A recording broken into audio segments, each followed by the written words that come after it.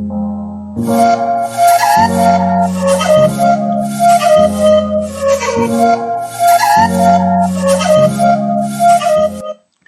hello guys, welcome back to my channel Himachali Wisdom.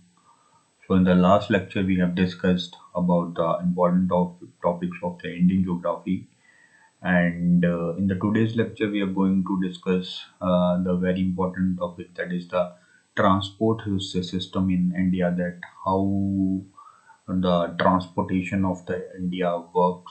That is, we are going to discuss about the railways, roadways, and the maritime and the airways that is available in India. So, without any delay, let's roll the video.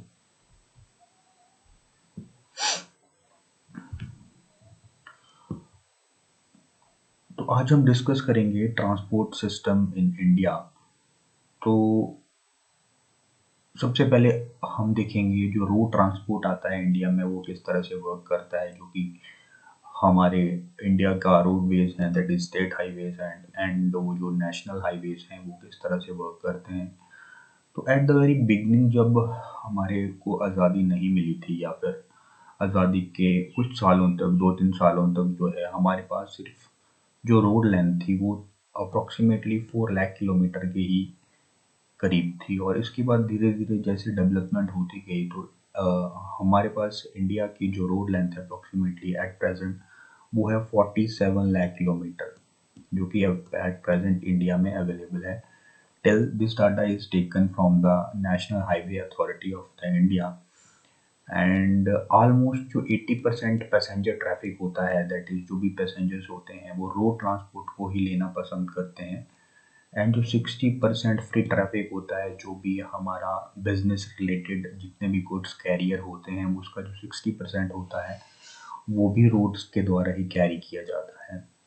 और हमारे पास जो total 46.9 lakh kilometre की जो road strength है, उसमें से जो 92,610 kilometre जो है वो हमारे नेशनल हाईवेज हैं।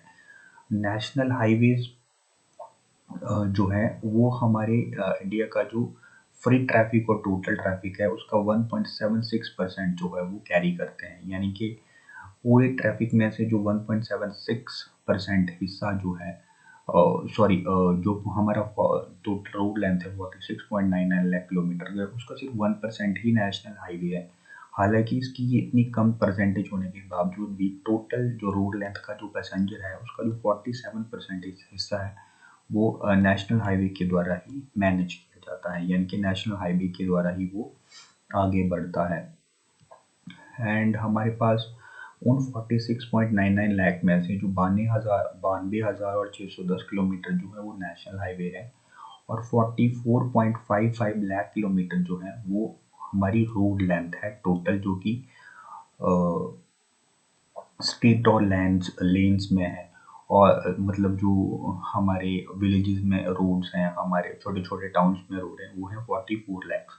और 1,47,800 किलोमीटर जो है वो हमारे स्टेट हाईवेज हैं, जो कि स्टेट गवर्नमेंट के द्वारा जो है मैनेज किए जाते हैं। अब हम देखते हैं कि जो हमारा रोड ट्रांसपोर्ट है सिस्टम है इंडिया में, वो किसके द्वारा जो है कैरी किया जाता है। सबसे पहले तो इसको बांटेंगे हम 3 हिस्सों में। जो हमारा नेशनल हाईवेज है हमारे रोड के, वो मैनेज करती है national highway authority of India.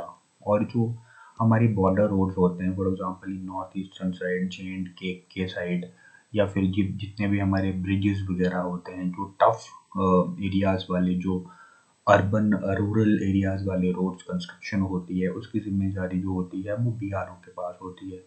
Then हमारे पास स्टेट पब्लिक वर्क्स डिपार्टमेंट है। जो स्टेट पब्लिक वर्क्स डिपार्टमेंट है ये हमारे कैरी करते हैं टोटल जो है, जो हमारे स्टेट के रोड्स होते हैं उनको स्टेट पब्लिक वर्क डिपार्टमेंट हमारा कैरी करता है। और जो एवरेज रोड डेंसिटी है इंडिया में वो है 148 किलोमीटर पर 100 स्क्वायर किलोमीटर। और जो हमारी एवरेज रोड डेंसिटी है, अगर पॉपुलेशन के हिसाब से देखा जाए, तो 1 लाख की पॉपुलेशन पे 407 किलोमीटर की हमारी जो है पॉपुलेशन की डेंसिटी है। और अगर हम नेशनल हाईवे की डेंसिटी की बात करें तो वो है पर 1000 किलोमीटर पे जो है 30 किलोमीटर जो है टोटल नेशनल हाईवे की डेंसिटी है। एंड 1 लाख किलोमीटर की 1 लाख की पॉपुलेशन पे बात की जाए तो हमारे पास जो है टोटल जो नेशनल हाईवे की रोड लेंथ है वो है 8.7 किलोमीटर। और अगर हम परसेंटेज शेयर की बात की जाए स्टेट्स को लेकर तो यूपी के पास जो है सबसे ज़्यादा हाईएस्ट परसेंटेज है नेशनल हाईवेज की। उसके बाद जो है राजस्थान और महाराष्ट्र का नंबर आता है। और अगर हम स्टेट हाईवेज के बारे में बात करें तो सबसे ज़्यादा जो स्टेट हाईवेज की स्ट्रेंथ है वो महाराष्ट्र के पास है। उसके बाद जो है सबसे ज़्यादा रोड परसेंटेज जो आती है वो आती है कर्नाटका एंड देन गुजरात के पास। That is total state highways का जो 19% 20% अप्रोक्सीमेटली हिस्सा है वो महाराष्ट्र के द्वारा कैरी किया जाता है। तो ये थे रोड ट्रांसपोर्ट्स जो इंडिया का रोड ट्रांसपोर्ट है उसके बारे में सारा डेटा जो इंडिया के रोड ट्रांसपोर्ट के द्वारा कैरी किया जाता है। अब हम देखते हैं next medium of the transportation that is rail transport in the India. As we all know that railways of the any country will play a very major role in its economic development. So जो rail transport है हमारे India का ये Asia का सबसे बड़ा rail transport है और पूरे वर्ल्ड का जो है दूसरे नंबर का सबसे बड़ा नेटवर्क है रेल्स का। एंड जो इंडियन रेल नेटवर्क है ये इसके पास टोटल हमारे जो इंडियन रेल नेटवर्क है इसके पास टोटल 7030 स्टेशन हैं और 17 जोन्स हैं। और इसकी जो पटरियों की लेंथ है अप्रोक्सीमेटली 65,000 किलोमीटर है या इससे भी ज़्यादा।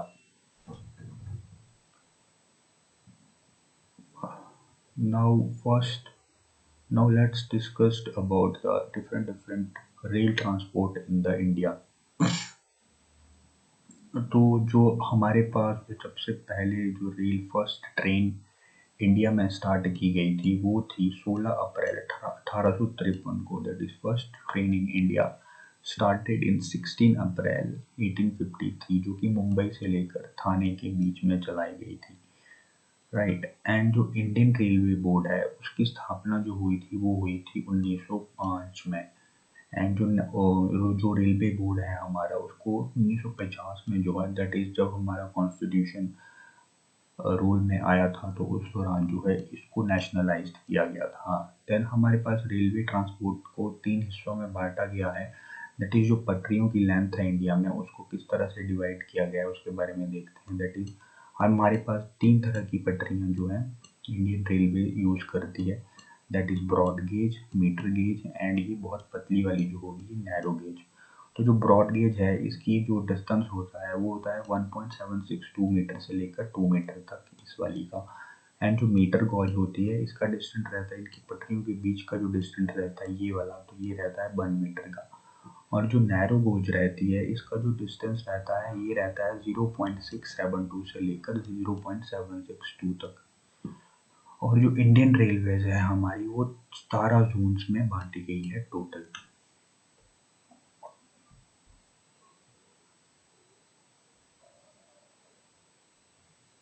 Now let's discuss about the different airways in India. That is जो एयरवेज है इंडिया का वो किस तरह से वर्क करता है।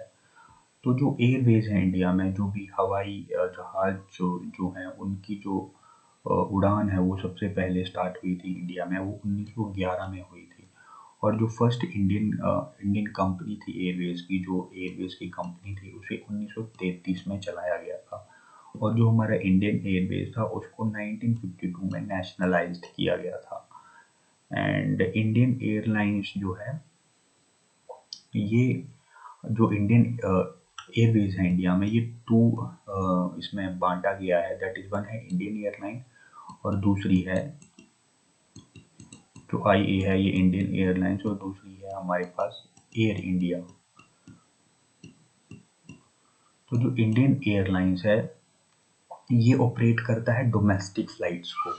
जो हमारा एयरवेज इंडियन एयरलाइंस है ये जो हमारे यानी कि जो हमारा इंट्रा कंट्री में जो मूवमेंट होती है प्लेन्स की वो इंडियन एयरलाइंस के द्वारा मैनेज की जाती है। और या फिर आपको आपके पड़ोसी देशों में, फॉर एग्जांपल आपको इंडियन सब कॉन्टिनेंट के देशों में फ्लाई करना हो तो उसको भी इंडियन एयरलाइंस जो है मैनेज करती है।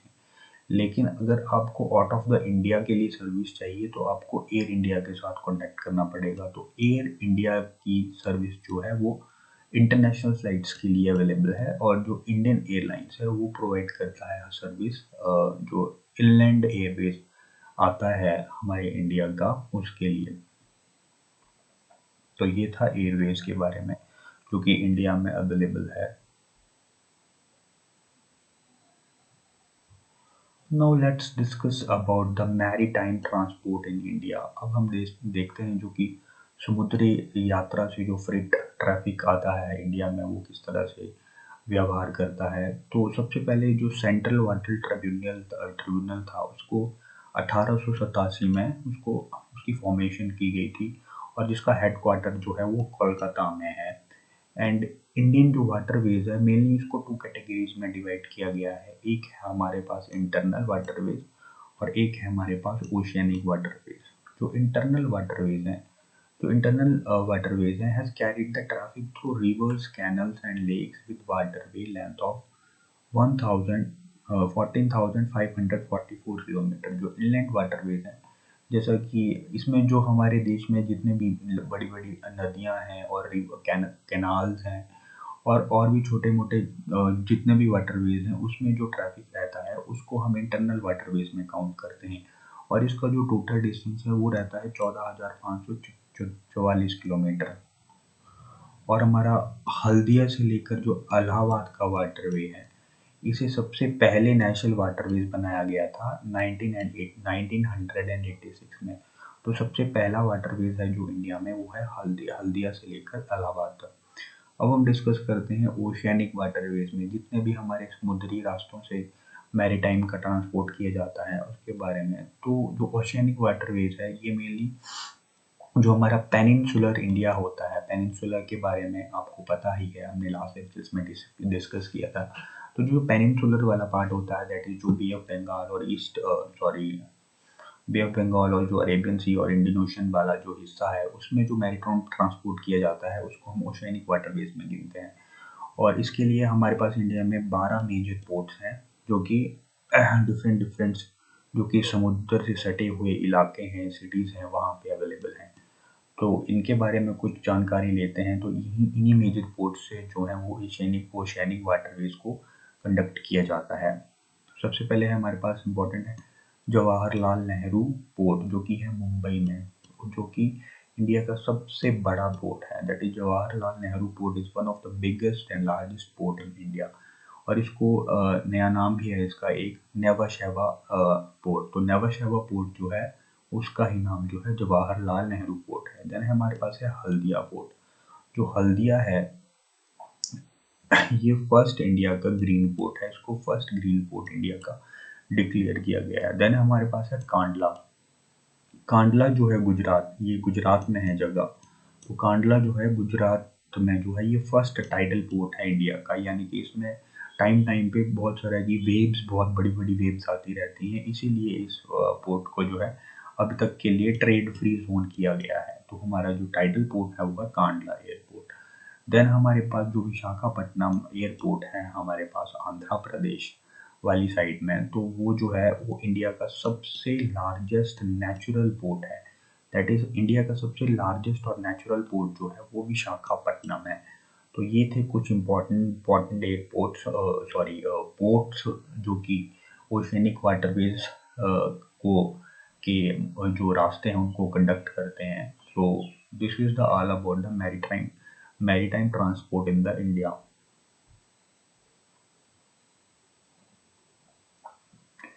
So this is all about all the transportation system in India।